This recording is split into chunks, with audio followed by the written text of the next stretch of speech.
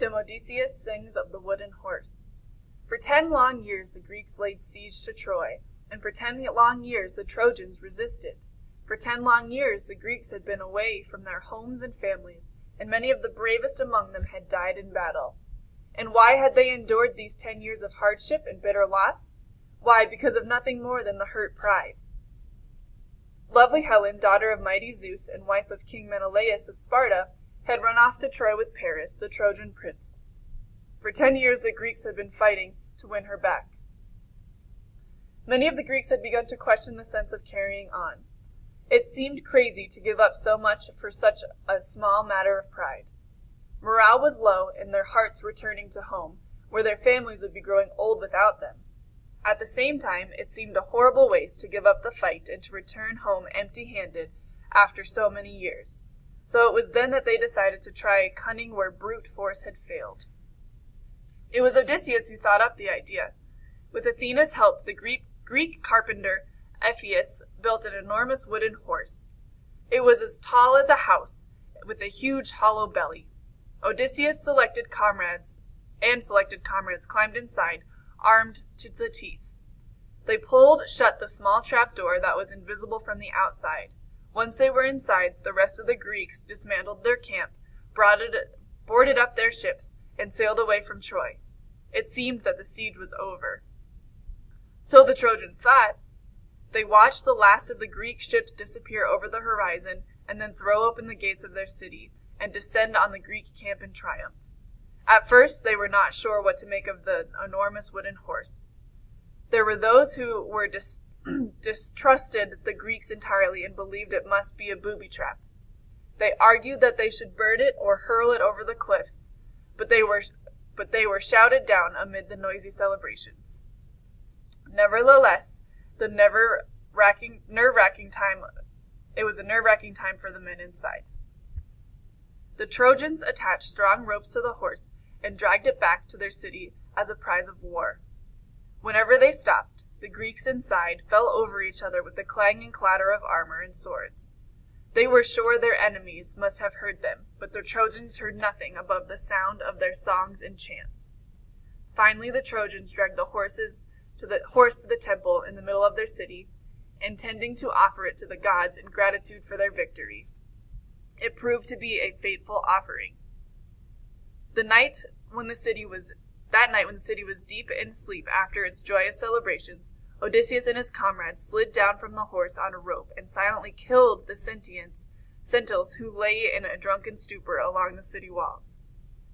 At the same time, the Greek fleet, which had been anchored on the far side by the island of Tenedos, just off the coast, had returned to the Trojan shores under the cover of darkness.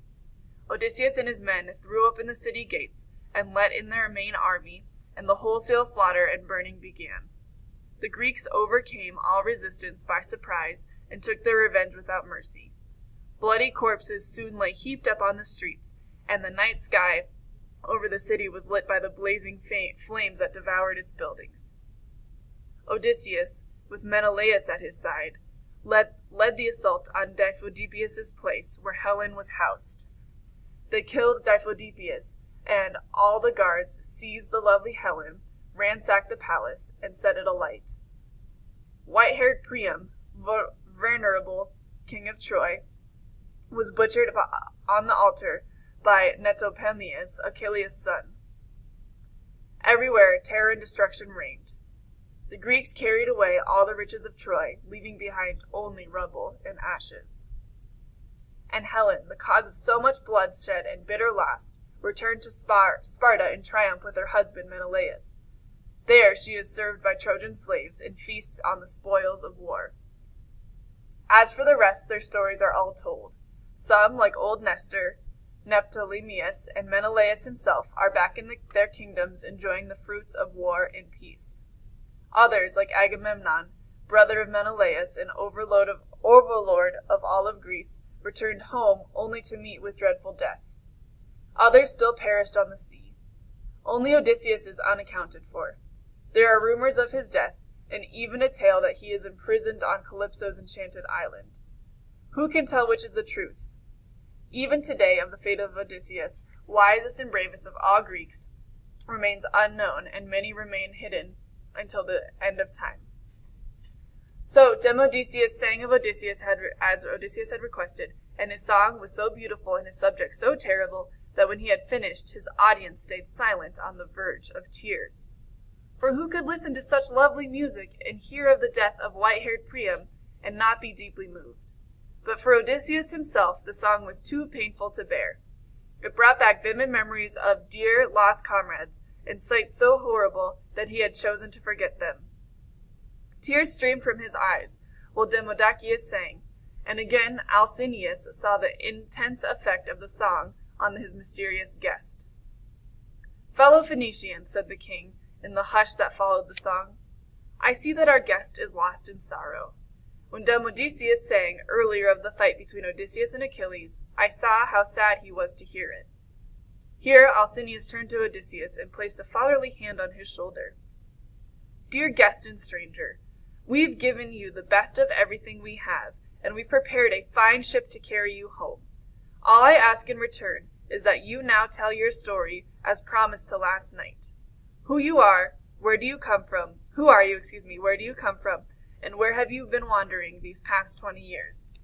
And why are you so stirred by the songs of Troy? Did you lose some close relative or dear friend there?" Odysseus listened to the barrage of questions and stared at the ground. He could barely bring himself to speak. His story held so many bitter memories and told of so much loss. There was a long pause, during which neither a throat cleared nor a chair scraped, before he looked up and surveyed his audience. At last, taking several deep breaths and fighting back his tears, Odysseus spoke. "Dear good Alcinous, you've been more than gracious. You've taken me in and trusted me.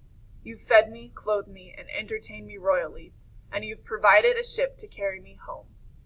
Now you ask me to open my heart and to tell my story, and I shall do so, although it's a long story, full of misery and grief." Odysseus paused and took a long sip from the cup of wine as he at his side. "I am Odysseus, son of Laertes, and Ithaca, lovely, brave, rugged Ithaca, is my home. I am Odysseus of whom Demodocus sang, the same Odysseus who rescued Helen and who set sail for home in triumph after 10 long years of war.